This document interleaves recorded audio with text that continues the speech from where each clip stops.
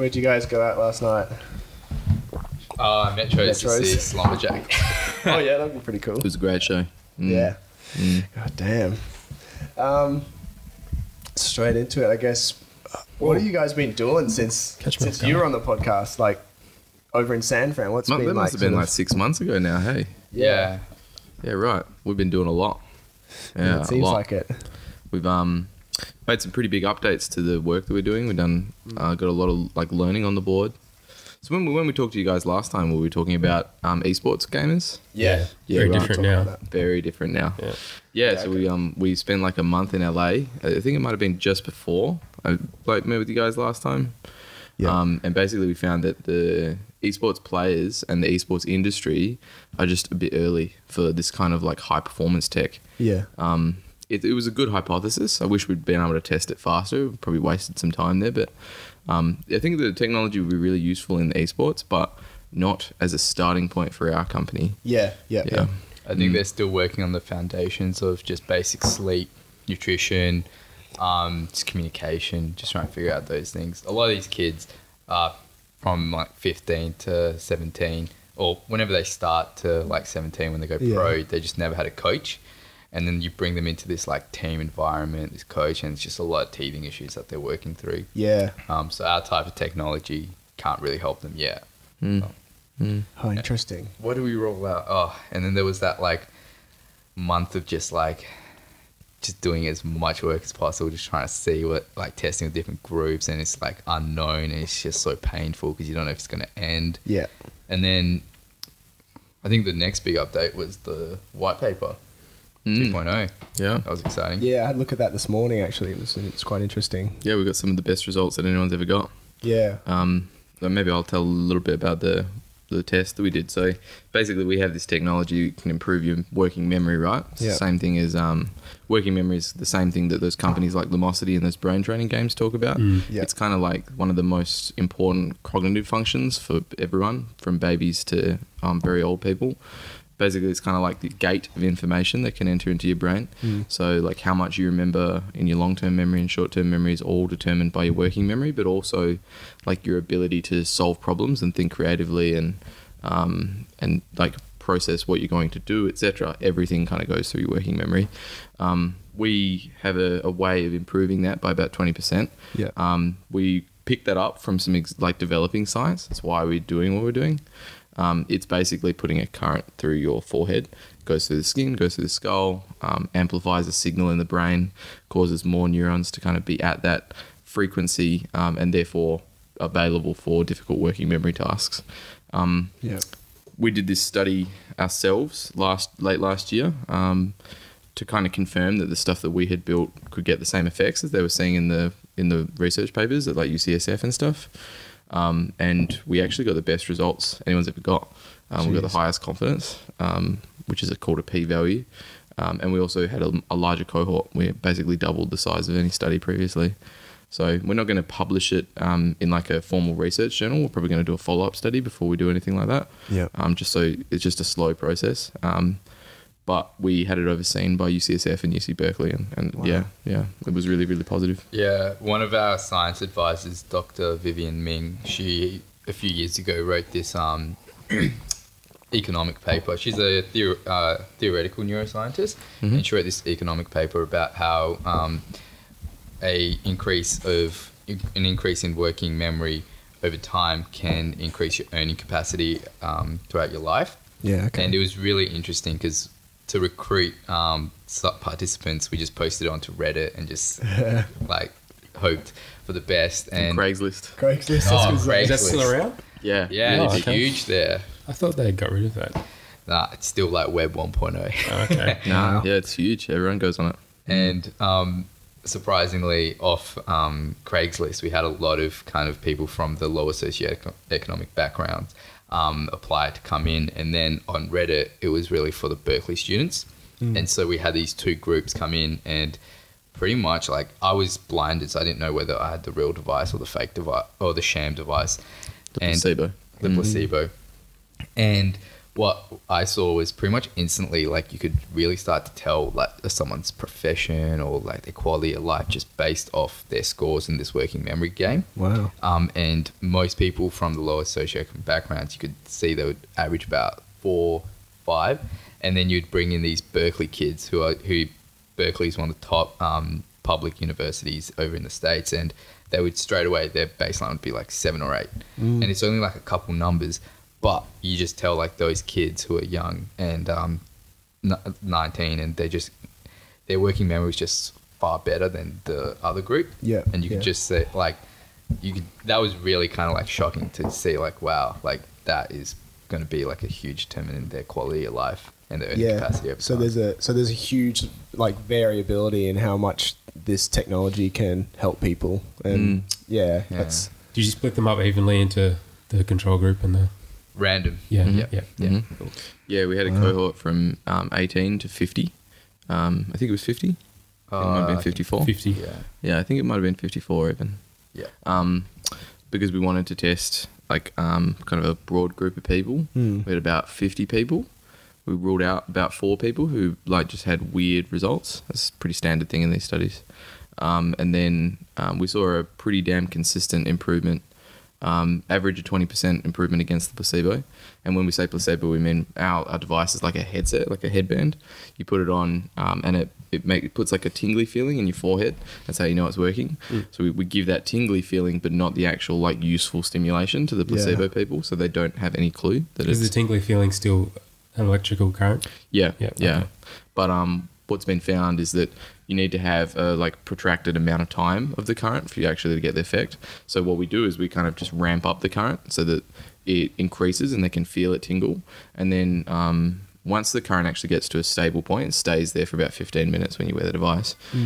You can't really feel when it's stable. You can only feel when it's increasing or decreasing. So placebo is pretty good control. And yeah, we actually found against there's a natural learning curve built into these games that we use to test people, the cognitive batteries that they use in neuroscience labs. We found that against the placebo, we could improve the speed of learning that game by about 120 times, which is pretty wicked. Wow. Yeah. I mean, it wouldn't directly correlate to like learning 120 times faster. It's not trying to say anything like that. But like on that particular very specific working memory oriented game, the people who got the real thing, the thing that we've built, learned 120 times faster how to get better at the game. So pretty cool. It's pretty interesting, the process of trying to find a placebo, especially with some of the psychedelic trials that go on. Yeah. It's very hard to, it's like very obvious that you're getting the drug, and it's like they give him niacin or something. It's like, that's close enough. But, very interesting. Yeah. 20%. How much of an improvement is that from previous tests you've done? Studies you've done? That's reasonably in line with the existing peer-reviewed science, and it's also reasonably in line with what we had seen in our own testing previously. We did a white paper at the very start of starting this company, like 2 years ago, just to confirm for ourselves that this technology was really viable, because it's got such good results, but there aren't any companies making anything. So we were like, why? Maybe it doesn't actually work unless it's very specific lab conditions. So we'd seen it a couple of times and we were actually really unsurprised by the results. What we were surprised by was the confidence of the study. You do all kinds of stats on these studies after the fact to figure out are there like things like age and gender that are predictors, but also like how confident can you be that the null hypothesis is incorrect, that like it's not fake basically, or that and we found a really, really, really high confidence that it was a true effect. That's fantastic. Yeah, better than they've got in any of the labs, which is great. We don't really know why. Like, our study was fairly well conducted, but the studies in the labs are done in like a hospital environment. Yeah. Who knows? But I think we just had a cohort of about 40 people. Generally, in neuroscience, they accept about 10 to 15. So the more people you get, I think it actually affects the confidence. Yeah. Yeah. Right. Okay. Yeah. So I guess for people watching or listening, Iain, the CEO of HUMM, that's me, joining us again on the podcast. Maybe about 6 months ago, you were on, and we've had Chris Norman on as well. Today we've got Ahmud as well with us, who's the Chief Product Officer at HUMMTech and a co-founder. And I think we're just now needing to hit Dr. Fiore and Andy Henson maybe, and then we've sort of got the whole collection. So we're working on it. But I guess maybe give us a little bit of your background, sort of what's your sort of academic background and professional background, and then how did you sort of get to know Iain and get all involved in all this? So I met Iain when we were about 9, actually. Oh wow! We were playing under 9 soccer. Rocked up, and Iain was just the first person I talked to. Hung out a bit, and then went to high school together at Frayne. Yeah. And then I transferred and went to Aquinas, and then Iain came as well, and just kind of friends throughout that whole period. And then entering university, I entered into mechanical engineering. Bounced around, took some time off, went traveling, and then I think I did the UWA motorsport program, where I learned to kind of build something, and it was just really satisfying. I didn't really like university, the theoretical side of it. Yeah. I much preferred the practical side of just working on projects and doing things. And then I transferred into, I added commerce. So I haven't graduated yet. I still got about, I think, 6 units to go, or 4 units to go. But then about, I think we were kind of bouncing around this idea for like 2 years, and then I got an internship at Macquarie. So I was working there over the summer, and it was a really cushy corporate job. Like Macquarie's great. They teach you a lot, great culture, but it's one of those things where it's like you're working for somebody else, you're following their rules, and you're making them like millions, and you're not seeing any of that. So then I kind of thought, well, I was like 24 at that time, 23. Iain was looking to do something. I know Tim was working, and we all just kind of started taking it a bit more seriously, pitched, raised some investment, and then I was like, yeah, this is like way more fun than anything else. Yeah. So started that. So that's my background. Wow, it's interesting. Yeah. So I guess then the accelerator program sort of started up, which was what was it called again? The Muridi. Yeah, that was it. Yeah. That was a real sort of, well, not really point of no return, but that was like for you, it's kind of all in at that stage, or still early days, I guess, for you? I think it was more like, well, we were working like probably 40 hours on it, but working like 2 days a week at HTC, being a phone rep. And then I guess in September of that year is when it was like, this is like all in. We're going to try and raise angel round. Once we graduated from Plus 8. Yeah. Muridi is the spin out of Telstra. It's like the ex-innovation lab of Telstra that they turned into a startup accelerator as a way of just diversifying their portfolio, getting some technology investments. But then they partnered with Space Cube, which is the big like incubator space and accelerator space here in Perth, and that's called Plus 8. Yeah, okay. And so we got into that we applied in February after spending a couple of months working on it properly, but previous to that, like years of talking about it and planning and talking and playing around. And then we spent 6 months in the accelerator, and we were working full-time hours, but we were also doing other jobs in uni at the same time. And then at the end of that year, maybe September, we started quitting our jobs, and by the end of the year we were full-time this. Yeah. I think the point for me when I was like, holy shit, this technology like can be part of the future of humanity was when we were kind of like, probably like, I think this was 6 months before that, we pitched for the accelerator. We were just kind of messing around with like open BCI, which is like a EEG kit you can buy. It basically just reads your brain waves and shows like the different frequencies and their power and strength. And we had one of my friends come in, and he meditates a lot. And we basically whacked this on, just expecting to see like tons of noise and everything like that. And then basically, like as soon as he went into this meditative state, just the whole screen changed, and you could see like the 4 hertz frequency like spike and just continue to spike, and then he would open his eyes and it would just all disappear. Whoa. And you'd be like, holy shit, like it's not like like brain reading or like mind control or anything, like, but it was just so interesting to see that you could just see what's happening inside his head. And I was like, holy shit, like that's really cool. So that was the moment where I was like, wow. And then when DARPA published their paper on helping snipers acquire skills faster, and I read that, I was like, damn, not only can you like read what's happening, but you can actually go into the brain and change and write into it. That was pretty cool. Yeah. I've always wanted to get that Muse headband thing where it responds to exactly what you're saying. And what is it? It emits bird noises when you does all kinds of things. Yeah. I think it started as like it does like storm noise when you're not chilling out, when you're not meditating properly, and so then it gives you like nice bird noises and like you can hear like crickets and stuff like that. You feel really calm when you it's really interesting when you use it, because when you're coming out of like when you're on that edge of like being in that meditative state and not and you're tending towards the not, it makes it even harder. So it's like negative, and that trains your brain to come back in to find the ways and to understand the feedback of how to change it so you can enter that meditative state more. And then it just accelerates your ability to learn meditation and track it and quantify it. I gave it to, because I was using it for a couple months, and I gave it to a mate who meditates quite a bit, and he hated it. Really? That like the whole concept of like quantifying meditation just made meditation for him null, like void. It was too clinical. Yeah. It's interesting. It's really cool. They came out with a new one that does like heart rate and HRV. Breathing and moving and stuff. Yeah. So they got a couple more sensors in there now. It's a good device. Yeah. Muse headset, MUSE.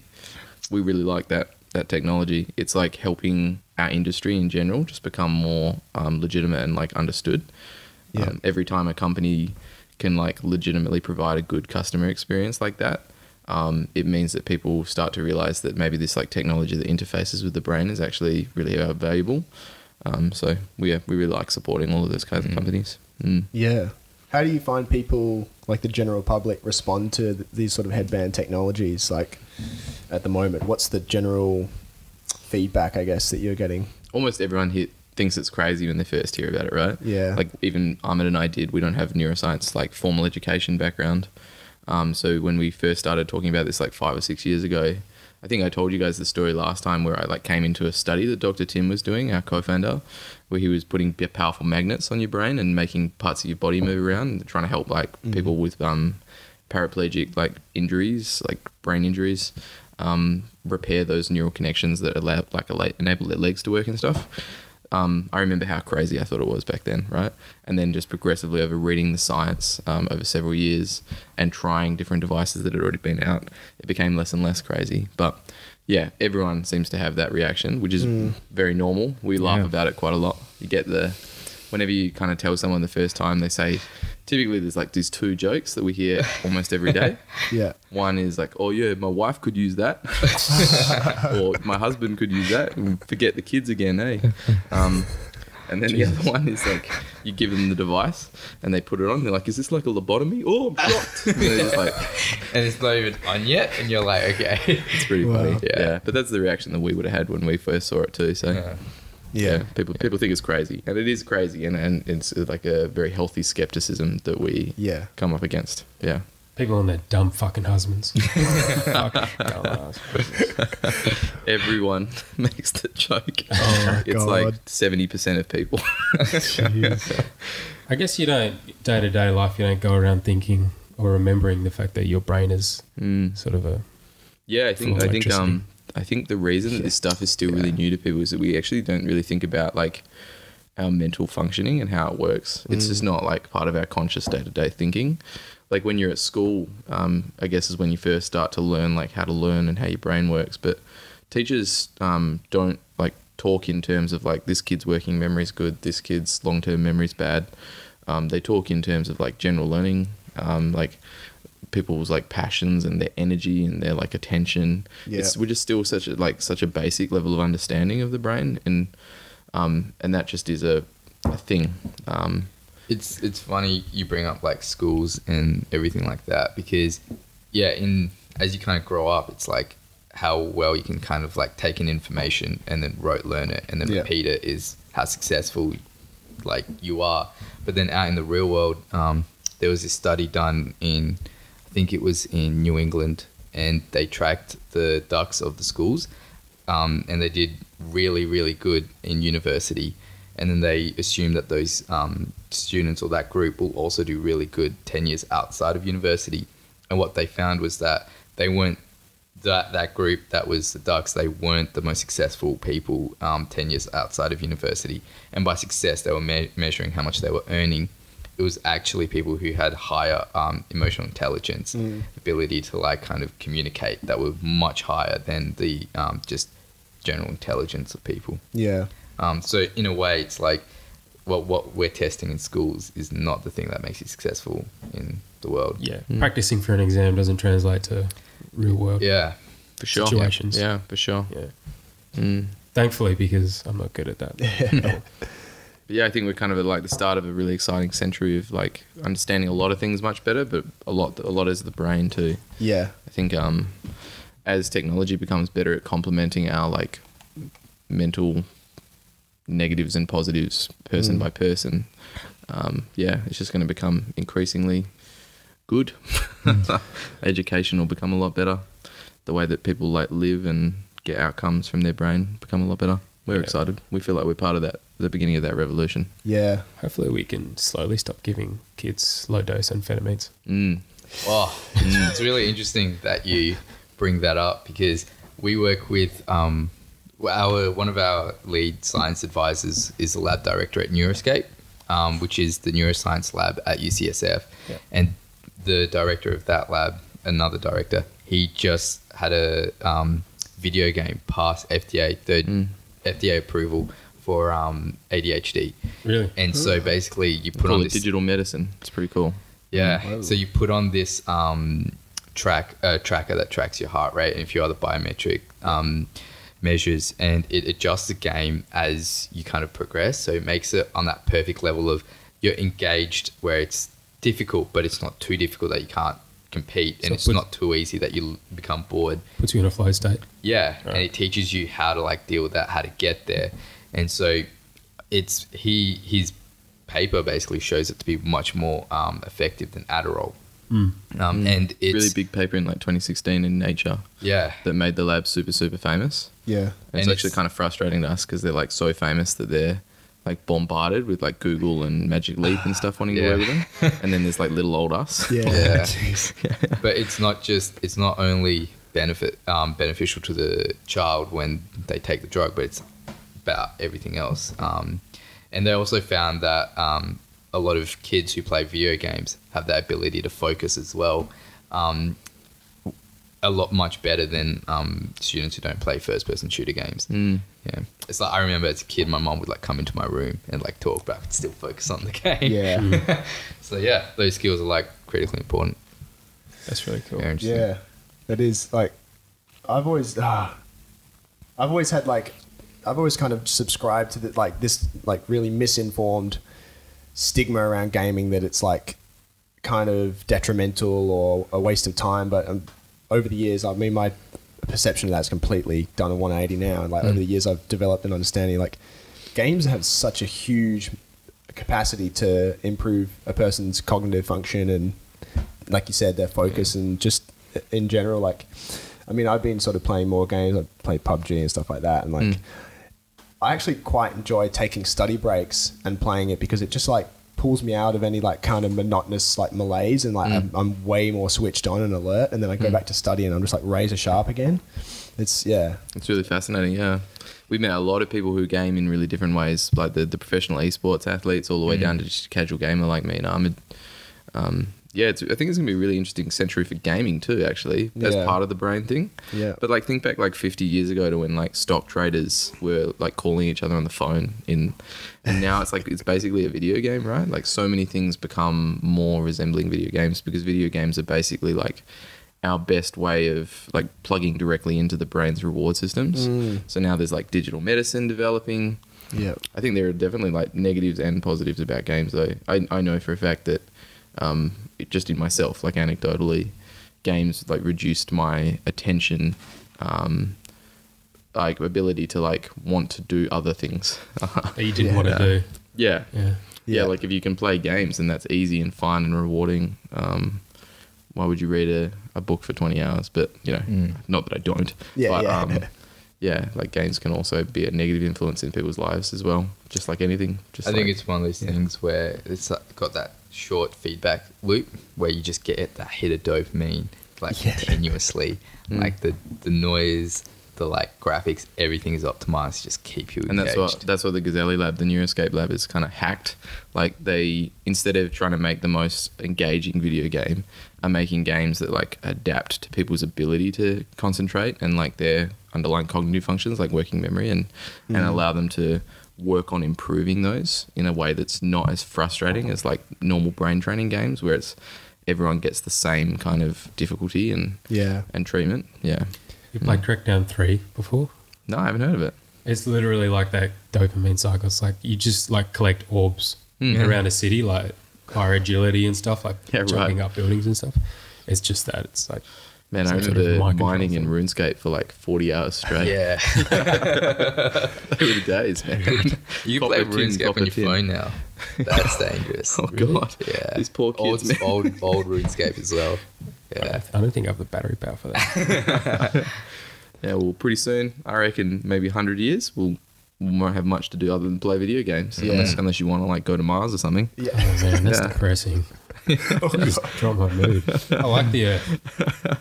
Yeah. Do you guys fuck with Terraria? No, Have you ever played that? No. It's sort of like two-dimensional Minecraft, and it's so involved. Like it's one of those games. Yeah, well, obviously you're collecting resources and then constructing things, and you can really like interact with your environment. And there's like sort of this like boss sort of system of like enemies that you can sort of, it's built into the game and whatnot. And there's like you can collect items and I get so intensely involved in that game. Like I have to like kind of pick my moments when I get into it, because if I sit down and start playing, it's like I've got to build a fucking empire and like take down all these bosses and stuff. I had to uninstall Civilizations 5 from my computer because the 40-hour games are unhealthy. Yeah, they're so involved. Yeah. Even like I used to play Empire Earth, which was like a strategy game. I remember Empire Earth. Yeah. That was the best. Like Age of Mythology and all those were good, but Empire Earth was just the next level. Like progressing through all the ages, like it was just fucking awesome. I sold my PS4. Oh, really? Console gamer. I felt I sold it to this kid and I felt really good. I was like sort of passing the torch down to a generation. Like I felt good giving all these games for like I didn't charge for all the games. So yeah, very nice. One of the design engineering design consultancies that we were chatting to in SF, they just released this surgical tool that is in the form of a controller. Right. And they're talking about how these surgeons that are coming through, their thumbs are so like able to do precise movements, and so they've made it basically like a video game controller to control this like robot as they like do surgery. It was really fascinating. It's all a game. Similar to another, I've seen surgeons like sitting in like, you know, those like old photo booths that you like go and sit in. They're sitting in something that looks like that, where their back's sort of exposed, and then they're leaning in and operating on some kind of mechanism, and then like it allows them. It may be similar to the controller thing you were saying, but they have like they look inside something that allows them to see what's going on at an operating table either side of them, and then they're operating on this like mechanism that allows their movements of their hands to be so precise, like it's like mechanically aided. But it's similar, I guess, to that. Like, but I've seen that, and that's fascinating. Like seeing that kind of technology being used in that sort of application. It's like it's just, where are we going? We mentioned Adderall before, and I've got a strange argument, and it's not a very well thought out argument, but it's just kind of my early stance on this. But like something like modafinil, which like, are you guys like familiar with that and like what it's used for and stuff like that? I don't know how you guys go with it, but I've always thought that I've never used it before to study, but I've always just had this belief that if you're using it to study, you're kind of robbing yourself of the opportunity to condition yourself naturally to do like long bouts of study and to develop your own ability to focus. Like it's kind of like as soon as you take the modafinil, you're kind of like cheating yourself of the opportunity to develop that skill.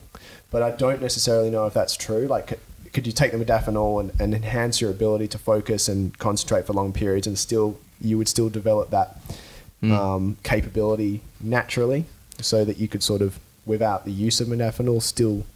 Psychology is super complicated, hey? I do remember reading something that I couldn't tell you exactly where it came from and stuff. But there was a look recently into what Ritalin does.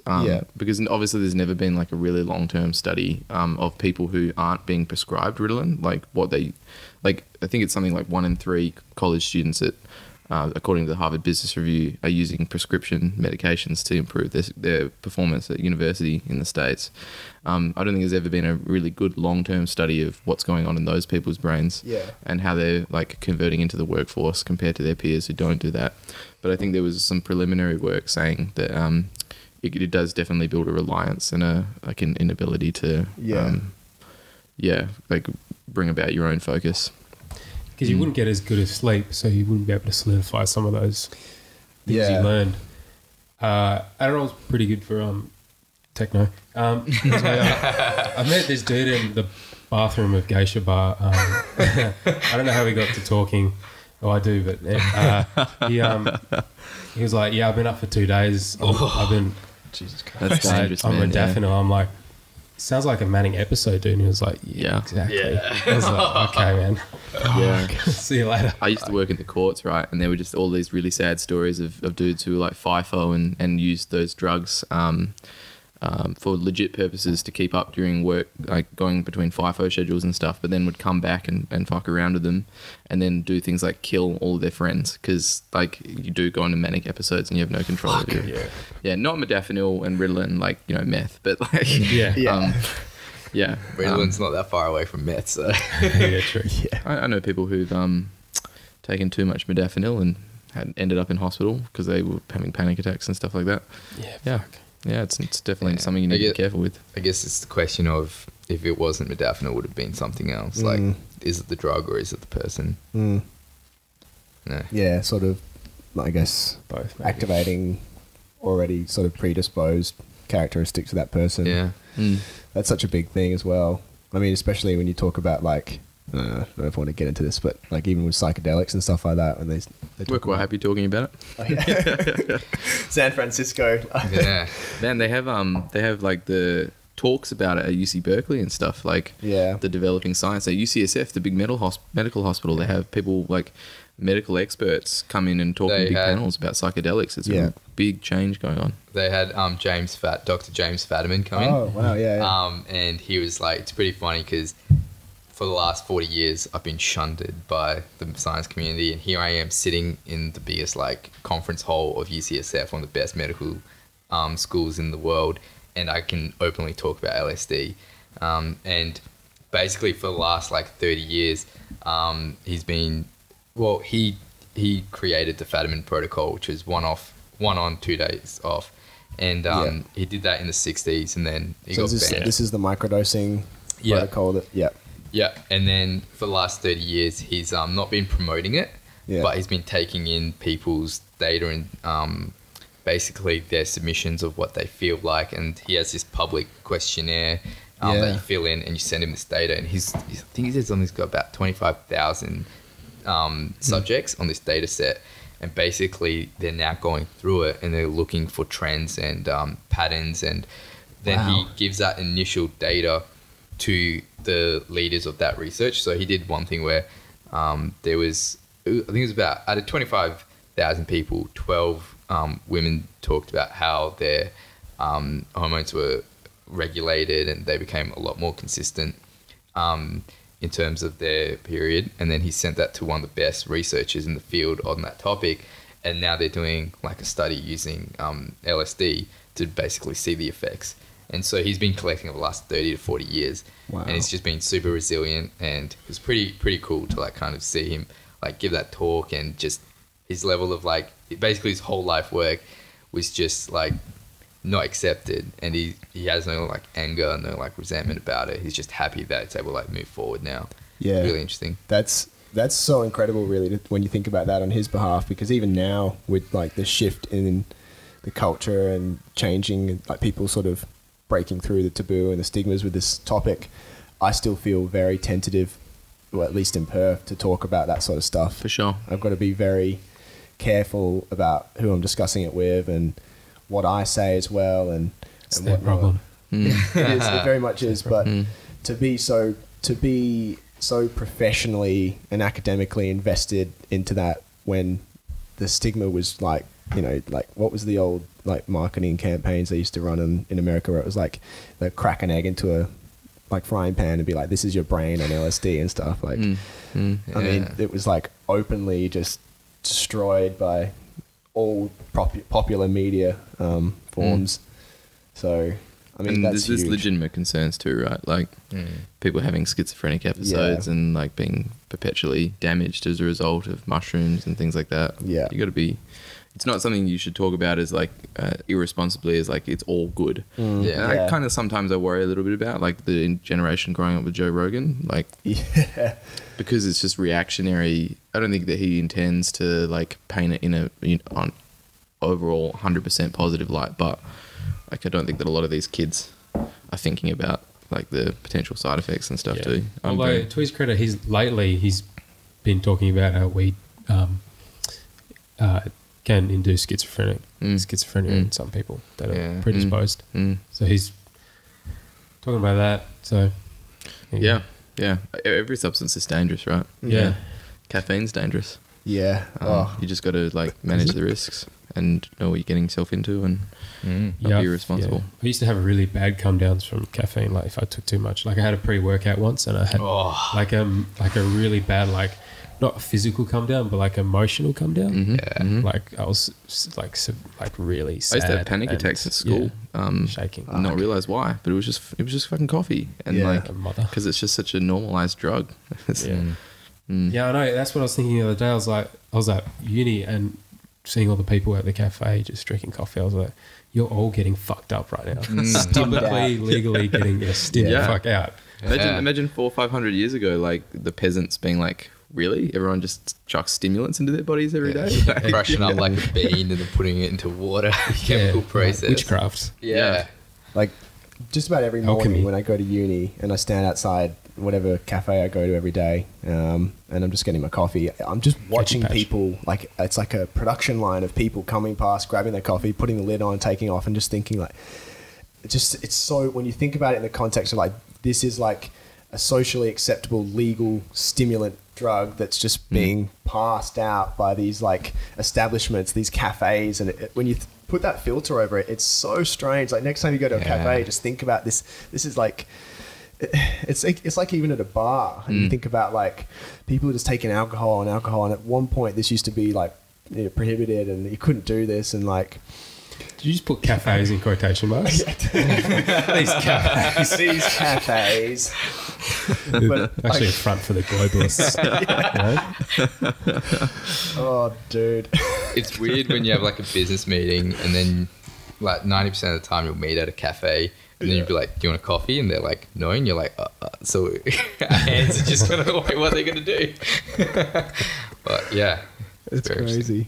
I purposely got myself into a coffee habit because I wanted to like feel what everyone else is feeling. I was like, I want to get fucking stimmed out. And I don't regret it yet. But stimmed out. I can't get up in the morning without like 200 milligrams of caffeine. When I get up at like 6 a.m. Otherwise it's all right, but the coffee is so bad in the States. I've started buying caffeine tablets. Holy shit. Yeah, it's my favorite thing to do in Perth is just go to like a cafe, just buy a coffee and just like take like 5 minutes to just drink it. Tastes so good. Why is it bad in America? I don't know. I think it's like a mix of like, culturally they don't drink like concentrated drinks. They drink like 2 liters, so they'll put in like batch coffee and ice and then just top it up with water, and it's just disgusting. Like an iced Americano sort of thing. No, Americanos are like considered really potent drinks. It's like drip coffee. It's, and they just don't have the like correct machines or anything. I really don't know why. Well, a lot of places do have the correct machines, and it's just shit. Don't know why. And surely they're not just like putting it on for too long. I just don't want to like be one of those like Perth coffee wankers, but like it's like pretty bad. You're amongst friends with. So they don't really have like cafes, like independent sort of cafes that we have, like that one across the road. They do, but it's like $2 for like like they'll get coffee filter, they'll put in beans and they'll just pour water on it and then let it drip through. Yeah, and that's their main staple. I don't know. I don't know. Although a lot of Americans who've been to Australia say like you guys have surprisingly really good coffee. So yeah, I don't think I could fuck with the like diner coffee that you see all the time in like film. Just someone coming along and topping up with that black coffee. Like I don't know. Just shred your stomach. I don't know why people do it. Yeah, that looks good to me. I like that. Just steaming hot. I romanticize it. The pot of cup of joe. Yeah.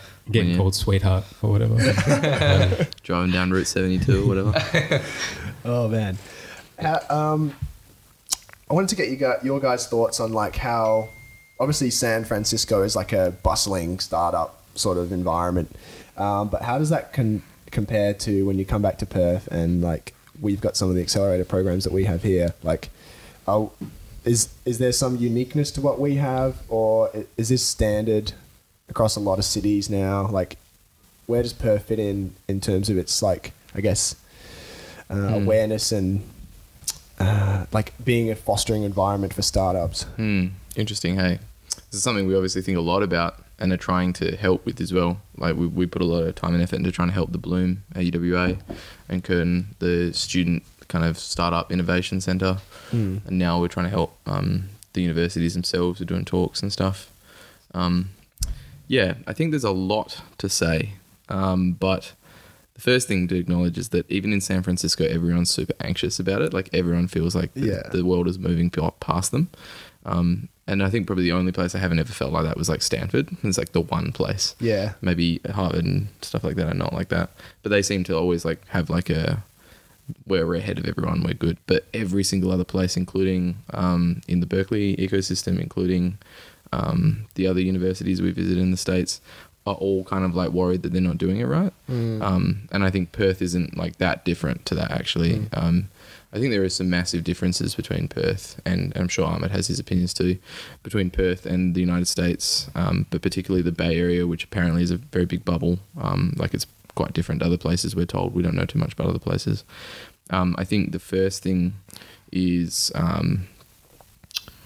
we've had a really good run actually, and I don't want to talk down Perth. We've got a lot of support from people who've been very like open-minded and want to give back. But in San Francisco, you'll message someone on LinkedIn for some advice and they'll give you a 15-minute chat. Yeah. Because everyone is kind of like giving to each other all the time because they can see the value in that like collaborative learning process. Yeah. They call it the pay it forward method. Okay. Paying it forward, yeah. And we got good value out of the +8 Meride program. A couple of people who had like US experience and it had like absorbed that mindset. Right. But I think a lot of other people, and even potentially us, if we hadn't like had the luck that we have of going through the programs we have, just can't really learn and like get the support that they need in Perth because of that attitudinal difference. Yeah, I think like the big difference in terms of that is, in the States, everybody kind of has that culture of paying it forward.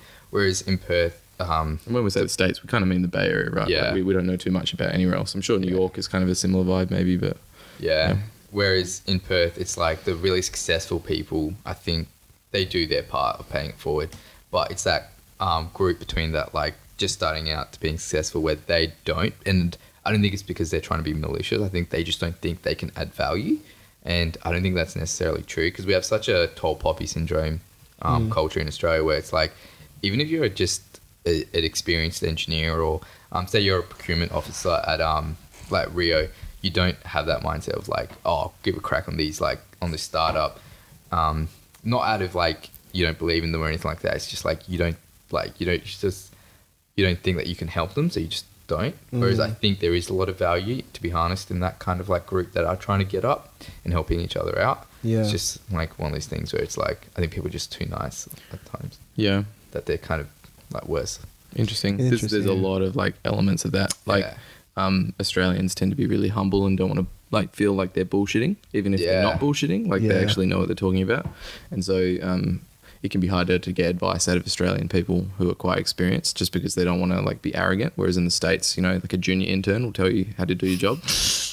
And that's just part of the culture. It's not necessarily a good or a bad thing. It can be really annoying. But there's just like a scarcity mindset. I think is the really big difference over here. Like, whereas over there, everyone kind of like is anxious together and wants to help each other get ahead. Here, we and like I said, we don't experience this with the people we work with. We've had a good run, but I think we've definitely noticed that it's harder to get help and learn more because everyone's kind of like looking out for themselves rather than like thinking how can they fit into a bigger thing that's moving forward. Yeah, I think that's the most important thing, and I think that is starting to change. More celebration of like successful entrepreneurs like Melanie Perkins from Canva and stuff like that. Yeah. And like encouragement of people to give it like this whole startup thing a crack, and innovation in corporates. Like, just let's figure it out together. I've seen a lot of positive change, a lot of positive rhetoric, and then meaningful attempts to improve this ecosystem. I mean, for example, the thing that gave us a lot of confidence to really like ramp up working on this project was we did a hackathon that HBS sponsored, and they had like a 30K prize. Yeah. And we entered it with no kind of like expectations of getting the money or anything, just kind of got free food. HBF paid for it. They paid for all these like advisors to get to be in the one spot. We took advantage of it, and I don't think they've benefited anything from us, but they would have paid hundreds of thousands of dollars to run this weekend hackathon, and it actually put us in front of one of our now corporate advisors, Matt McFarlane, and we pitched to him, and he kind of saw us progress and then helped us more as he kind of saw us executing. But that was just something that they did for their own benefit, which ended up benefiting like us. That was really good. That was one of the positive things. Yeah. And we won the Mentor's Choice Award at that.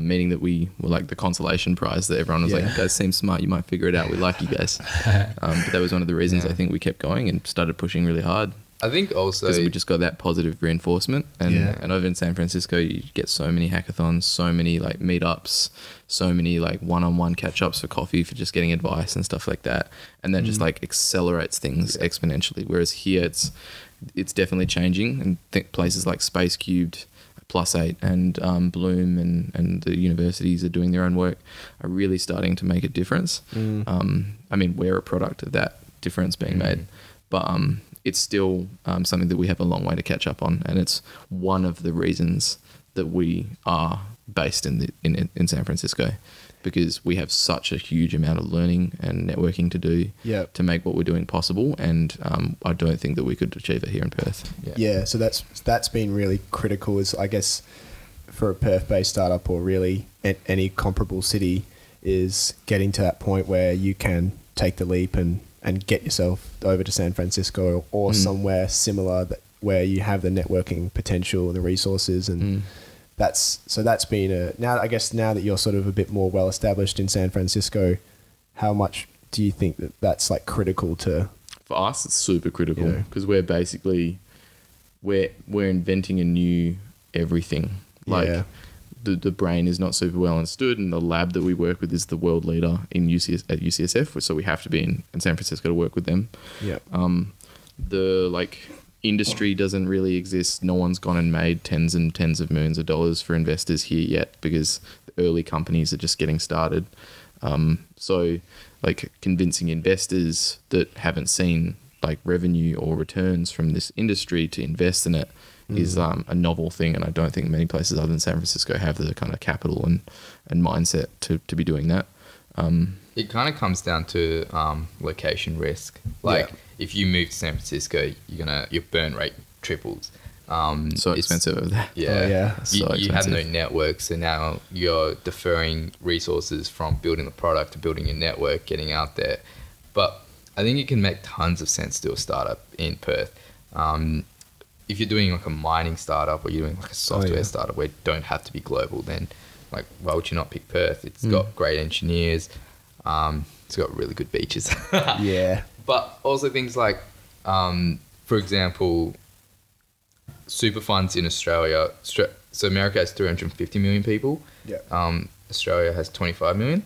But Australia has 75% as much super as Americans. So it's like if you're doing something in financial services around that, then like it makes total sense to have Australia as your initial market. I think it really comes down to like the attitude and how much like location risk you're able to like take. For us as like really young first time entrepreneurs, I think being in San Francisco is just a benefit because it just getting that attitudinal exposure to like that way of thinking over there, and the networking and the like being a small fish in a really big pond. That is a massive like indescribable difference for us. And we try to encourage like as many of the people we know that are interested in entrepreneurial activities, whether they're ready to start their own startup or just interested in the ideas, to come and visit us and like sleep on our couch and just get some exposure to that. We've got a couple of people over so far. But one of the other things that we were really lucky to do was we went in the +8 program. We actually got forced to go to the States. Yeah. It's like part of the Murray ethos that they make people come over there. And get exposed to like the San Francisco, Silicon Valley way of thinking about technology and like helping each other out and accelerating exponentially. And that was a game changer for us. Yeah, but totally don't think that every startup on earth should move to San Francisco. Also, sometimes when people talk about like Perth and like the startup scene, it's like not everybody needs to do a startup as well. Like, it's not the best thing to do. Actually pretty shit. At times it can be pretty tough, and then when you balance that with like a 9 to 5, you can get pretty decent wage. Like it really depends on the person. So there's no point doing a startup unless you like really want to do a startup and really care about the thing that you want to do the startup for. If there's any other reason to do a startup, then you're totally fucked. You'll end up hating it because like we earn like no money and have for like 2 years. We have the stresses of having our families and like relationships back here and stuff like that. And startups are just, no one really like, it's like a super bad comparison to say that it's like being in the Vietnam War, but you get what I mean. So we kind of have like this 1,000-mile stare. We were like thinking about like all of the like stresses and like the runway and stuff like that. And like there's a lot of things in startups that don't make sense from a normal business perspective because there's just so much risk and like variability and flexibility, and it can be really lonely to like not be able to like converse with people about that. Like I don't have a girlfriend at the moment. Shout out, ladies. When I did, found it really difficult to talk to her because it's just such a weird world. And I really would encourage people not to do a startup unless they're extremely passionate and want to be an entrepreneur too. Yeah. Because it's not glamorous until you make $1 billion. It's a very romantic idea till like you start doing it, and then you're like, oh, it's pretty tough. Even like practically, like, have you guys, I mean, I'm sure you guys have put in some monstrous hours and long weeks and things like that. And I mean, just like when you break that down and think about what little like sort of reward financially that you're getting for that at the time, like it's delayed gratification for all that effort, to be able to put in like maybe like 80, 90 hours in a week, you know, to a certain thing, like that's just like, it requires a level of obsession and passion for what you're doing, and work ethic is just phenomenal. It's interesting because you never think of it as like your per hour rate, or how much hours or how much you're getting paid for the amount of work. You're rather doing, because you can see every hour that you work, there is like a return, there is like a feedback loop of like, oh yeah, like I messaged like 100 customers cold, and I got like 10, and you're like, yeah, that's like 10%. Took you like a couple of days working long hours, but you got there. It's like those like goals that there are other rewards. I think you just learn to value instead of money at this age. You definitely have to look elsewhere, and in terms of like external motivations to keep you going and stuff like that. I guess you guys met with Dave Asprey at some point. Oh yes, we meet so many ridiculously cool people. It's awesome. We did meet Dave Asprey. Yeah, he was cool. We only spent like maybe 10 minutes talking to him, but I think he'll try our device at some point. When we decide that it's ready. Cool. We met Tony Robbins. Tony Robbins is going to be using our device. That's huge. Yeah, like there's no guarantee that it'll do any. He is huge, he's a big boy, isn't he? We have a couple of other of those like really interesting like fitness and exponential kind of medicine and stuff podcasters trying our device at the moment.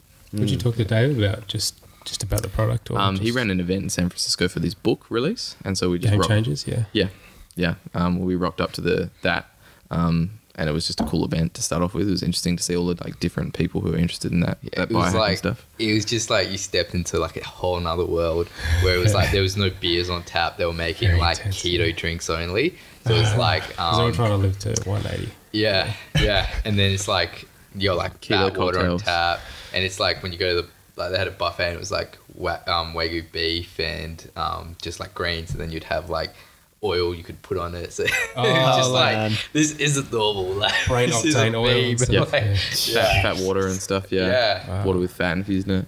We talked to him for like a couple of minutes about transcranial stimulation and what he thinks of where the industry's at. And he said he thinks that the stuff that we're working on is the future, which is pretty cool. Yeah. And that's why I think he'll end up using it. We haven't actually followed up with him until we think that the products are the standard that we want to like show him and blow him away. Transcranial direct current stimulation, like the basically putting a battery across your head, has been around for a really long time. But the AEC stuff that we're doing is better and newer and seems to not have some like side effects or like accidental ancillary effects, offline effects that the DC stuff does, because the way that a battery works, you got like a positive and a negative electrode. So one part is being pulled down, one part's being pulled up. Basically, you can't escape it. But with the AC, you can. So yeah, that's a very like general conversation we had with Dave Asprey. I think him and I guess maybe some people like Tim Ferriss and some of these guys and like Ben Greenfield and stuff like that. Like, it seems like they're, and this is good, I would suppose, for you guys in terms of like, it seems like they're doing a really great job at like piercing into the mainstream culture about this whole idea around self-development and biohacking and stuff, which is like, so it sort of seems like it's like trickling into like sort of colloquial awareness, which I think is massive. So is that a big part of it for you guys, is trying to sort of network with these guys and try and get them on board in some sense to try and promote your product and, you know, use that as an avenue to kind of carry that over into a wider demographic of people? Yeah, partly. Like the people who already use the stuff that we build are those people, the biohackers, and they already know about it when you tell them. They're the people who don't go, I'll go tell my wife you can fix her. Like, but biohack my wife. Yeah, those people are already thinking about themselves as performance enhancing machines with like lots of different parameters to be upregulated and downregulated. So when we tell them we can increase their working memory by 20% with an AC stimulation of the brain, they're like, oh cool, yeah, I'll buy that. Yeah. Whereas like normal people aren't like that. Yeah. But it's definitely becoming more and more mainstream. Like Dave's been doing that stuff for a while. Like long time now. Like, kind of burnt himself and stuff, fucked himself up with some of the earlier versions. It's interesting because a lot of our I would say probably 80% of our customers, thankfully, aren't even aware of what biohacking biohacking is, but they'll make sure that their sleep is regulated, they're tracking their sleep, they'll make sure that their food intake is correct, and they're exercising. And then you'll ask them, like, do you think of yourself as a biohacker? And they'll be like, I don't even know what that term is. And you're like, interesting. And then you kind of give them this device and they can see subjectively, they can feel the effects because they've kind of controlled those foundational things. Yeah. And so for us, like, I think biohacking is a really good like initial start and got us a lot of traction, but it's not something that we want to be our like initial market. Because it is still so small. It's like esports. It's just like so small, immature itself. It's got its own problems, its own things that it's figuring out. Yeah. And you know, a lot of people kind of really identify with like their way of thinking and their ideology. Yeah. So they can both be biohackers and have different opinions about things they might not communicate directly. So you could isolate people pretty easily. Yeah. Okay. Yeah. Interesting. Oh boy. Does Dave have like sort of a glow about him or an aura? Yeah. Yeah. That stem cell, like these stem cell injections are definitely making him younger. He has this funny way of being like teasing you with like an epic amount of hype of things that he's like, I'm not allowed to tell you, but like I'm treating my stem cells right now. And you're like, oh fuck. He's a very exciting speaker, and the crowd got really like whipped up into a frenzy by him and stuff like that. He was spraying nicotine into his mouth as he was talking. He was like, this is the future. And you're like, what the fuck? Nicotine's pretty good. And he wears the glasses, the yellow glasses all the time, orange glasses, all the time, even though you like the biohacking necessity is like after 3 p.m. or whatever. So even in the middle of the day, like in the sun. Always. Yep. Oh no, he takes it off for about 15 minutes because he lets that looks like into the sun. looks directly into the Get sun. it in the retina and stuff. Yeah. But you can tell why like a lot of people get alienated by biohacking because of that. Yeah. So we're intentionally not defining ourselves as biohacking tool. We actually think that this could be what we've come up with could be the first of these kinds of technologies that's like really helpful to a large group of people. Because there have been neurotech companies that have made products like what we've made before. Like Muse is kind of like and it's sort of similar in that it's like changing your brain, but it's more of an existing technology taking stuff out. Whereas what we're doing is like a really instant benefit, kind of like a drug almost, but without side effects. And there have been a couple of companies that have tried to do that, but we think it's a combination of like they haven't got some interesting things about the business model figured out that we think we've got figured out and we'll be publishing soon. And then also just the education of the public and like the way that the products are designed to like suit people.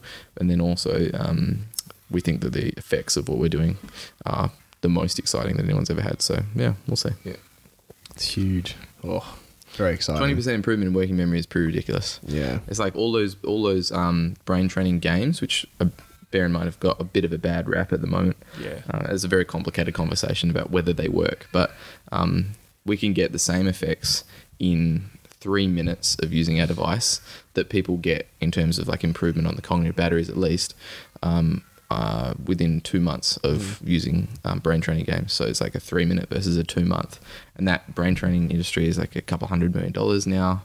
What we're doing is just starting. It's pretty fucking exciting. Yeah. Isn't there some of the controversy but about brain training games is that it improves your ability within the brain training game, but potentially not? Yeah. So it's actually filter out. Something we've looked at quite a bit because that lab that we work with, the one that's made the digital medicine like ADHD treatment with the games, obviously their work is like within that field, and so they intentionally, I think they've come up with a couple of ways of going beyond the failings of traditional brain training. Traditional brain training is like made to be easy, basically, right? Like it's made to be a product that people can subscribe to and use easily and get some benefit of and then pay. It's not like there's an incentive there for it not to be like the most scientific valuable thing, because the alternative is much harder, which is what Adam's lab has done. They've built in the difficult things that make the brain training definitely work transferably, mainly adaptivity, like making the game adapt to someone's own cognitive capacity, and get harder when the person gets better so that the person continues to get better rather than everyone just playing like levels and going up and up and up and up. And there's like biometric stuff that they're doing too, like measuring people's heart rate to know when they're engaged and not engaged and stuff that will make it like unquestionably very valuable, and that's why they've got through the FDA. But traditional brain training games we've looked at a lot and we think they actually work, but they're a really slow and inefficient way of doing what we do very quickly, and what like a game that's much more difficult, which Adam's lab is building, can do effectively. So yeah, we don't actually like subscribe to the view that Lumosity is bullshit. We think that kind of thing was one of the necessary mistakes almost of like a new industry where people are like trying to figure out how to make a value proposition and pitch it really effectively, and they just overpromised for something that is unable to deliver the results. But they've got some big clinical trials coming out now, even from Lumosity, showing that the working memory benefits are transferable. It's just like harder to show because of the like lack of those other elements of the games that they need to build into them to make them more effective. Yeah. Wow. So it's almost sort of the situation there with the brain training is kind of set the stage for you guys in a way to come in and say, well, we can do this better, and here's how we can show it to you. And it's sort of created the right environment for you guys to step in, I guess. Yeah, we really feel like with a couple of these technologies, we're kind of getting the benefit of standing on the shoulders of giants. Like the Muse and those kinds of companies are the first companies that have made devices that interface with your brain that people have bought, first of all, and then that have actually been genuinely valuable by like figuring out how to kind of interface between people's understanding of their brains and the way that they behave day to day. And they've made it like simple enough and usable enough. And we have learned a lot from seeing how those devices and companies have worked and how they've developed their value propositions and stuff. And then also like the supplement industry, getting really like tight feedback loops for people on like what the supplements do and stuff like that. And all of these, like there are lots of examples. Brain training games are one of them. Like that, I think the brain training game explosion in like 2011 where everyone was on Lumosity and the advertising was everywhere was really interesting in that they found a way of convincing people or like explaining to people a legitimate scientific fact that working memory is really important. And they did it in like a simple enough way that enough people were excited about it to want to do it, which is a big success and a big step forward. But another learning was that, you have to tread the delicate line of scientific validity and what you say in public. And we found it really difficult ourselves. Like a 20% improvement in working memory is like game changing. It's like having more compound interest on your bank account. If you can get a 20% improvement in the learning speed every time you learn, the change in the amount you learn is exponential. Right. But like, we're not going to go out there and tell people you put this on, you become superhuman, you learn instantly quicker. And we've had bad experiences with some of our customers when we kind of overpromised or we weren't careful with their words, where like a guy was trying to learn Python or something, right? Yeah. And he used the product once and then he was like, I didn't learn Python, so your device doesn't work. And it's kind of like, it's one of those things where this isn't the thing that like you just download straight into your brain. It's just a tool that you use that makes you more efficient. You still got to put the work in and The supplements industry has a similar problem as well. Like someone will post an anecdotal good story about something they've taken and it's changed their lives, and someone will be like, oh, where'd you get that? Or like, can this solve my problem? It's like, well, there's so many other lifestyle factors that for sure. And we need to be really, really careful, because to this point, the FDA has been pretty good about the technology that we're working with, because no one's really gone out there and done anything really large with bad promises that disappointed a lot of people. And so the FDA has kind of stayed away from over-regulating the industry. But the brain training fiasco is a good example of what happens when someone fucks up, because now like all brain training games have to be really careful, because the FTC and the FDA are like eagle eye on them about their claims, and they can't say things like you will get an improvement if you play this game. They say you might, So we're actually really lucky to be able to like learn from all of these, and the neurostimulation companies as well, because there have been a couple of neurostimulation companies that have like raised tens of millions of dollars and doing pretty well, but we definitely think that having seen how they've done it and where they've ended up, we've got better ideas. That's great. That's that's an interesting element to it all as well, is that sort of side of things, and how you've got to be careful what you say and manage people's expectations as well, and pick who you work with is another really important thing that we've learned. When we worked with the esports gamers, they weren't sleeping properly, eating properly, managing their energy, And so like a 20% improvement in memory, which is incredible, for them wasn't that good, because there's like the complicated context around it. But now we're working with, as a result of the 2 months of testing with our early access partners, we're actually working with like baby boomer age people who are starting to notice a decline in their memory and are already really like good at managing their energy. They know how they work best. They know how to learn and stuff like that. They've got some experience in how to use their brain. And we're finding that those people don't tend towards I didn't learn Python with one use of this device. And it's just like totally a matter of like picking who you work with and how they find it useful. So they are kind of, their expectations are a lot less, but the type of things that they say are like, I was using this Duolingo app and normally I can progress through about 3 levels, but using your device I can get through about 5 or 6.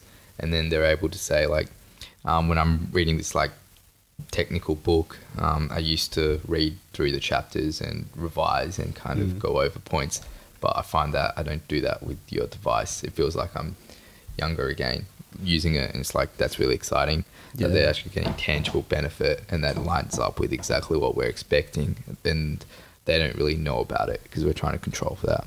So it's really cool to kind of see that like progress and people not wanting to give your device back, which can be really annoying. You're like, I got other people to give it to. We should probably tell you a little bit about our early access partnership program, what we learnt, because that's kind of something that's like really, really valuable learning from our company that people would find useful to hear about. So we've been doing this for like 2 years now, and we started making it for students because we all just graduated and we're young professionals kind of thing. And we thought if we can help people learn at college, that makes a lot of sense that they would want to buy this.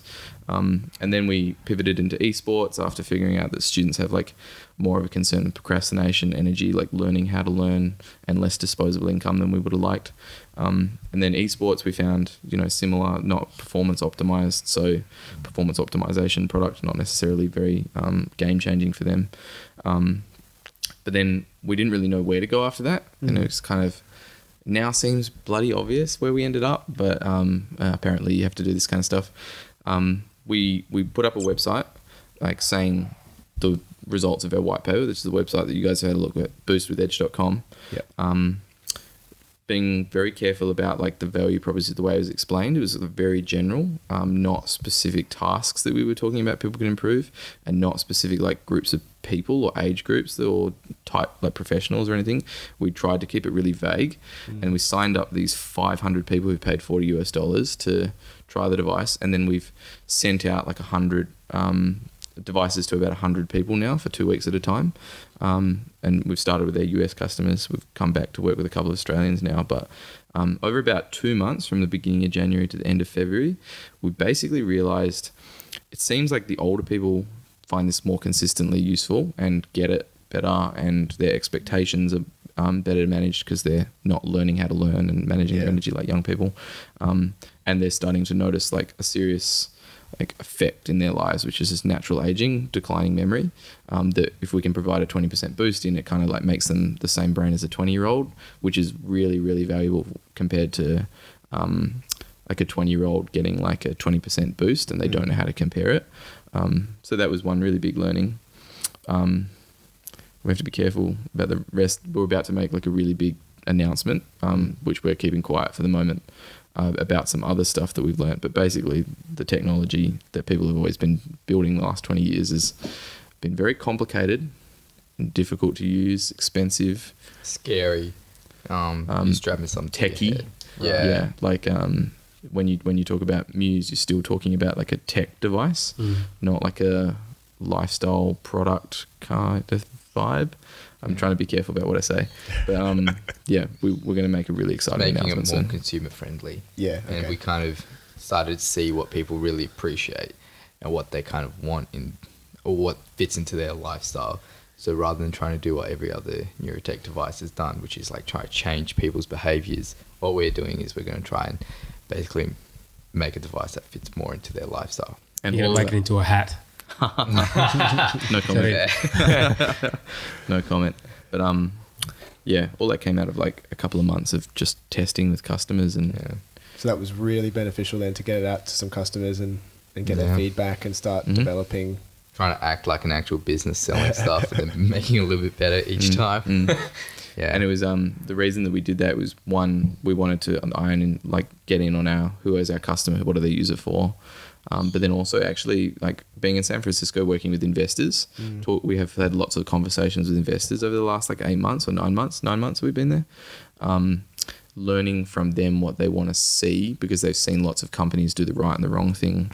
And for us with consumer hardware, which is super different to the software stuff, what they wanted to see from us was, will people use your device consistently, and will they keep being really motivated, and will they like refer it to people, like will they say that they love it and they've valued it, as well as, will it actually help them. And so that testing process was kind of the thing that we came up with to kind of come up with that data. And now we have like shitloads of spreadsheets full of information about who finds it useful. And actually the customer Aaron starting with is actually even more specific than like baby boomers. I don't think we should talk about it yet, because we have people who watch these things that we compete with. Interesting. Yeah, fair enough. Yeah, but going to be really exciting to publish that soon. Wow. Yeah. So it sounds like last 2 or 3 months have been really, I guess, transformative, or kind of have really like, you guys have come a long way in leaps and bounds. And did it feel like you've sort of moved, I guess, or transitioned into a much more Like has it really felt like you've gotten a lot closer to putting this out there and really sort of taking off with this idea and this product? And yeah, I think in that sense, I think we just learnt so much these last 2 years. But the really recent learnings are nothing helps as much as actually like just building your business. Like, yeah. I mean, it sounds so obvious, right? Yeah. But like until you actually like make the product and put it in someone's hands, you're not going to get the quality of feedback. It's a slow thing to do, especially with hardware, to go and build stuff and put it in people's hands and test it for months. And there's all kinds of like shitty friction points in the middle that'll give you noisy data or make it hard and stressful and stuff. But yeah, there's just no substitute for like charging for your product and putting it in customers' hands to get the feedback. That's the main learning from the last couple of months. Yeah, and it almost feels like, to an extent, I think this is the advantage Australians have competing against the Americans, where we're a lot less risk adverse, or we are risk adverse. So we kind of like do things slower, more like thought out. Whereas it seems like some of the companies in America just can raise an idea, can raise money off an idea, and then just pour millions in and just start. Like, they're not even concerned about making money, not concerned about burn rate. And sometimes it works out and you get like PayPal or Facebook, but other times you get really big failures. We have all kinds of advisors. Like, we try to get lots of different opinions because we're doing something that no one's ever managed to be able to do before. So we think like lots of different opinions are meaningful and figuring out how do we do it. And one of our advisors is he's a VC for a big corporate, but he's always says to us, just go and sell it. Like, just hire a sales team. Let's sell this device today. And we're like, oh, it's not ready. We got to build it still. But yeah, we when we first heard that from him, we were like, no, that's a bad idea. And now we're like, yeah, we fucking should have listened to you. Yeah. This looks so exciting. Going into a different area, but I want to sort of talk about this anyway, is like, do you guys sort of follow along with SpaceX and some of the things that have been going on? Yeah, we're really inspired by the like way of thinking. Yeah. Like actually lately we've been just internally conversing amongst ourselves about how we need to be more like Elon Musk, Steve Jobs kind of mindset of like having some vision rather than just trying things and see what works, and like focusing a lot on like the outcome, which also sounds really obvious, but it's like Tesla, Elon was like, this car needs to be this amount of money and it needs to have this experience and it needs to be the best in these ways. And, you know, it's the same with SpaceX. Like, it has to be the cheapest possible, but also like a really good safety record, et cetera, et cetera, et cetera. Yeah, we're really inspired by those kinds of companies and developments. Yeah. Have there been any people that you've come across in San Francisco that you've met, or maybe aren't as well known globally, that you've come to know that are inspiring you as well? And like in a very direct way, like have you sort of, who have you run into that's been? We have some awesome advisors. Yeah. So we do, for people who aren't familiar, there's this thing called the Founders Institute Fast Agreement, which is a really startup way of getting people involved in your company and giving them some kind of like remuneration. Yeah. We have no money. So we've raised like $500,000, but in startup world, that's no money, especially in San Francisco. So you have to kind of give people like a opportunity to get something out of helping you. And we've done fast agreements with some really interesting people. Yeah. Some of whom have invested and some of whom haven't invested. But a couple of the people that really inspire us, we've got two of the world's best neuroscientists to start with. One is the director of neuroscience at Neuroscape, which is that lab we keep talking about at UCSF. And he's an incredible guy. Really like visionary on the potential of this technology, like this area of technology to incrementally but also exponentially improve people's lives. And his story is so fascinating. He was like a business major, got out of college, and then I think he just wanted to like contribute meaningfully to the world. So he worked in a nursing home, and he like interacted with all these people who had brain injuries and things like that had just wiped out their lives, and he saw all these like really sad stories, and he said, "Oh, fuck, I want to fix that." So the best thing, he's a really smart guy too. The smartest thing he thought was translational neuroscience. Go and do neuroscience at UCSF that's more than just like fundamental testing of hypotheses and actually like trying to convert down to benefits for people. And his work is the work that inspired us so much to get into this field, and it's awesome to be able to talk to him every week and hang out with him. He's awesome. Like the first time we met, he's a funny guy too.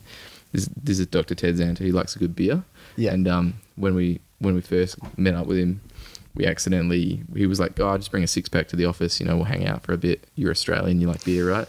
And Tim went into the shop and came out with like 12% beers by accident, and none of us realised.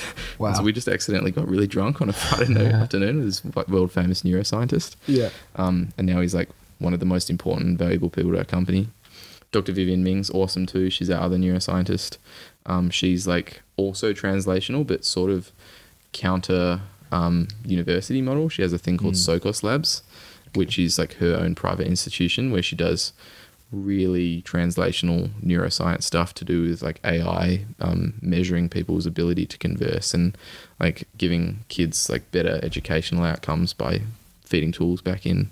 And half the tools get like instantly banned for like Google for like because they just don't know how to regulate that type of technology. Right. She came up with this app where you put it onto your Google glasses, and basically it helps autistic people learn emotions by scanning your face and then telling them what emotion it is.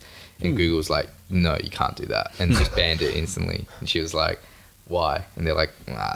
Like it was like a whole bunch of things around just like being able to kind of feed that information to somebody live just wasn't like in their policy.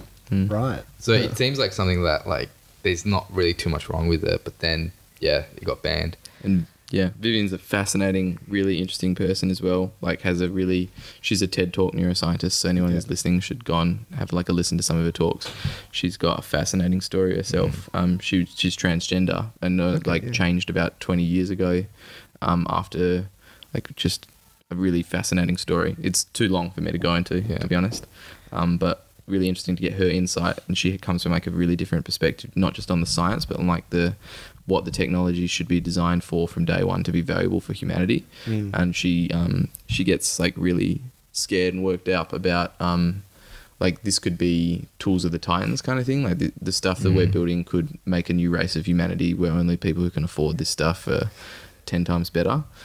So she's like offered, and we're in the process of setting up a study right now where she's going to pay for and do all of the work around treating or testing our tech with kids in schools to get see educational outcomes, especially lower socioeconomic groups, and people with traumatic brain injury too. So that's another really awesome person to be around, and she works in the building next to us. We see her all the time. One of the things that's really difficult about kind of like any of our jobs, but particularly for me, is product just isn't a thing that kind of exists in Australia yet. And so it's kind of this combination of engineering, customer testing, and then strategy and business. When he says that, so there are companies like Health Engine and big tech companies and BGW and stuff that are now in Australia, Canva, they have product people because they're kind of replicating the Silicon Valley tech kind of model. But in America, like there's like job titles that we just don't see very commonly here in normal corporations, like customer success manager and stuff like that, which are related to like making the product good for people. And so and one of like the advisors that I get to work with pretty regular is Kai Huang, who everybody our age will know his product. It's Guitar Hero. Right. He's one of the founders of Guitar Hero. And his story is really fascinating about how they grinded for like 5-6 years, and then they were like an overnight like 6-year success. And basically, but the way he kind of thinks about product and testing is really fascinating, and he breaks it down so simple. And he's like he works on like and helps us shape like our experience. So you're constantly getting like feedback on how you're doing, like is it in the right place, and there's a lot of ways you can build product to become really intuitive, really easy, and kind of like habitual to use. And so he helps us, and just when you talk to him, you're like, wow, this just seems so like common sense in a way, and he just thinks so clearly and from first principles.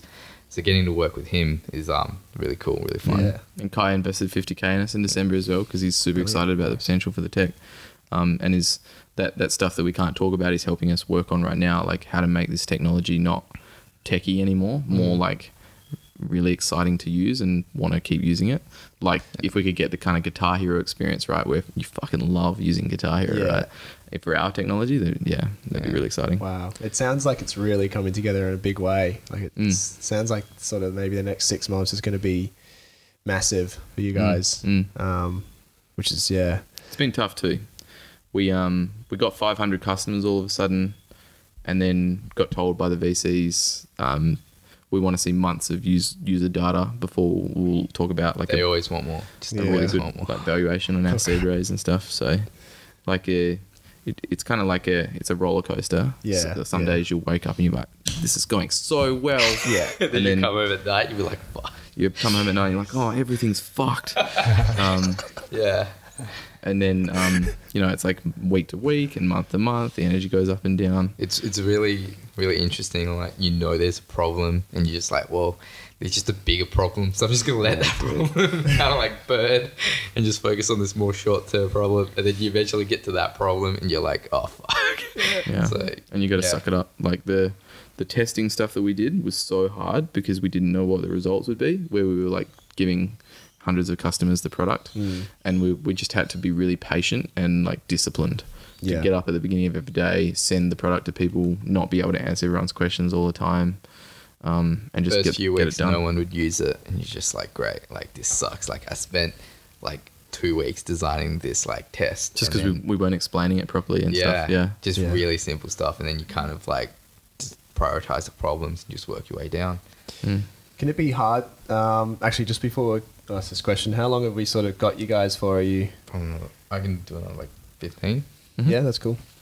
Can it be a bit difficult because you guys obviously design the product, you know so much about it, you know so much about the science behind it and everything, you obviously know everything about it. Can it be weird to try and remove yourself from that level of knowledge and then try to put it into a customer's understandable terms for a customer? So hard. Yeah. That's why you got to just constantly just be testing, talking to them, spending time with them. And we actually do a lot of like Google Sprints, which is so Google Ventures came out with this book Sprint, and it's really, really good. It teaches you a lot, and basically there's ways that you can kind of design it so you know the majority of the problems or the majority of issues within like 5 people. It's just a lot of just testing, but I think that's one of the problems is sometimes you can be in this for like 2 years and you're thinking, well, I know everything, my assumptions are correct, and then you just give it to someone, you're like, wow, like I didn't even think that. So to put another perspective on it, I always think of there being like 2 big mountains in this area. Like products become like really successful, industries become really successful when 2 things happen. One, the education of the public, of the people who would use it, is enough that they understand enough about the context of the product to know that it could be valuable. Like if people didn't know they had brains, they wouldn't use our technology. It's an extreme technology, like example. But if people don't know what working memory is, it's pretty hard to pitch them a thing that improves your working memory, right? And then the other side of it is how you explain it. And I think that level of simplicity that you need, I mean, like that's why Apple was so successful, why Steve Jobs was so successful, getting it to the like a radical level of simplicity that people can understand. And it's not possible to only solve one of those problems. Both of those things need to go right. People need to understand the context and you need to do the pitch. But in our industry, I think us and everyone who's ever done this before hasn't got the value proposition yet. Like no one's got to that radical simplicity. That's what we're going for right now. That's the thing that we're working on to be announced soon. And that's really hard. Really hard. Yeah. I mean, we explain what we do to people 5 times a day, every day of the year. And some days you'll tell people I improve working memory. Some days you'll tell people I just help people learn faster. And it's like constantly just testing, seeing what people resonate with, who understands what and why, and how do I tell this person against this person. Yeah, it's part of the stage of an industry growing neurotechnology. Man. Very exciting. It is, isn't it? Yeah. We're a little bit hungover from going to see an awesome show from Slumberjack last night at Metro City, which was awesome. Shout out to Slumberjack. Yeah, you don't seem it. So we probably don't seem that excited, but we're pretty fucking excited. Yeah, we're really excited. Yeah. That was we love relief. what we do. Yeah, we really do. Yeah. It's super hard and there should be no illusions, but we fucking love it. It's great. and we're so lucky for the opportunity to do this at this point in our lives, and have great families supporting us that we're really grateful for, and all kinds of mentors from here in Perth, Tim Brewer, Matt McFarlane, Andrew Larson, Phil George, all these guys, love those guys. And then all the people helping us in Silicon Valley now. Yeah, it's gone really well, and we're really grateful and happy and excited. Yeah. Well, it's going to be good to see what you guys have got coming up in the pipeline. We'll send you a couple. Hey? I want to know what the announcement is now. Yeah. Can you sort of tease it like that? I'm like, That's cool what you guys are doing. I really like what you're doing for Perth too. I like this podcast a lot. Talking to interesting people, getting people to think about the ecosystem, human performance. It's great. That's a big part of it. Yeah. Growing just the culture of everything in Perth instead of jettisoning off to Melbourne or something. Yeah, well, we're grateful for the opportunity to be on here, and we would love to come back. Yeah, next time we'll get Tim on board, maybe. Yeah, the one who actually knows what he's talking about. There's no lock on that door, so for the shed, so. Do you want to do any last minute plugs or anything like that? You've got anything you wanted to mention? Just want to say thank you to our customers, I guess, because it's really hard to talk to 500 people consistently. We send them emails. We assume that most of them, I read them. We've had a really awesome group of customers these last couple of months since we saw you. Like, obviously, we will also have a lot of support from other places, but people taking like a punt on us with our product and giving us like 60 Australian dollars and being patient enough to wait while we do the testing that we need to do until we get them their product and stuff like that. It's really awesome. So thank you, customers. We love you guys. You're awesome. Woo. All right. Yeah. Thanks so much for taking the time to come in then. It's been a great chat. And it's awesome. I've thoroughly enjoyed it, and I'm looking forward to this announcement. Awesome. Yeah, thanks, guys. Thanks. Bye. It's like play school. Yeah.